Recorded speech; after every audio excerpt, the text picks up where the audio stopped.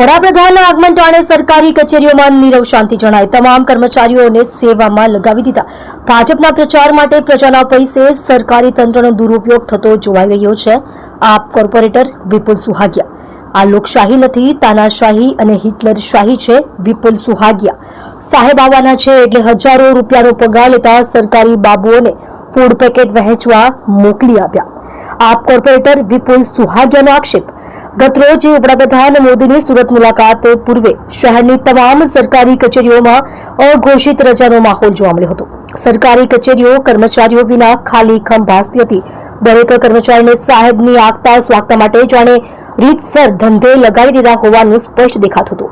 પૂર્ણા ગામ સ્થિત આવકના તેમજ બીજા ઉપયોગી દાખલાઓ કાઢતી કચેરીમાં પણ આ જ રીતનો નજારો જોવા મળ્યો હતો. આમ આદમી પાર્ટીના કોર્પોરેટર વિપુલ સુહાગિયાને ત્યાંના સ્થાનિકોના ફોન આવ્યા કે અમે સવારના 8 વાગ્યાથી આવકના દાખલાની કચેરી પર આવ્યા છીએ, પણ એક પણ સરકારી બાબુભાઈ હાજર નથી. આ બાબતે કોર્પોરેટર વિપુલ સુહાગિયાએ જાતે સ્થળ મુલાકાત કરતા માલુમ પડ્યું કે બધા સરકારી બાબુઓ વડાપ્રધાનની સેવામાં વ્યસ્ત છે.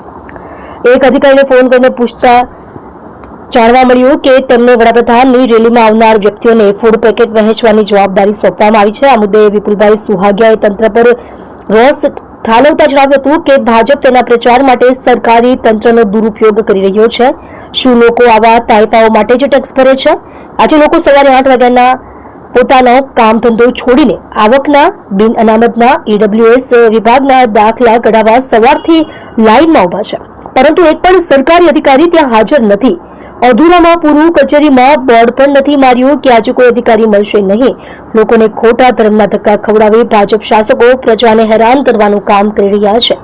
વિપુલભાઈ સુહાગિયાએ જણાવ્યું હતું કે હજારો રૂપિયાનો પગાર લેતા સરકારી બાબુઓને આ રીતે ફૂડ પેકેટ વહેંચવા અને બીજી કામગીરી સોંપવી કેટલી યોગ્ય છે? આ લોકશાહી નથી, આ ભાજપ સરકારની તાનાશાહી છે, હિટલરશાહી છે. આમાં વડાપ્રધાનના આગમન ટાણે સુરતીઓને ધર્મના ધક્કા ખાવાનો વારો આવ્યો.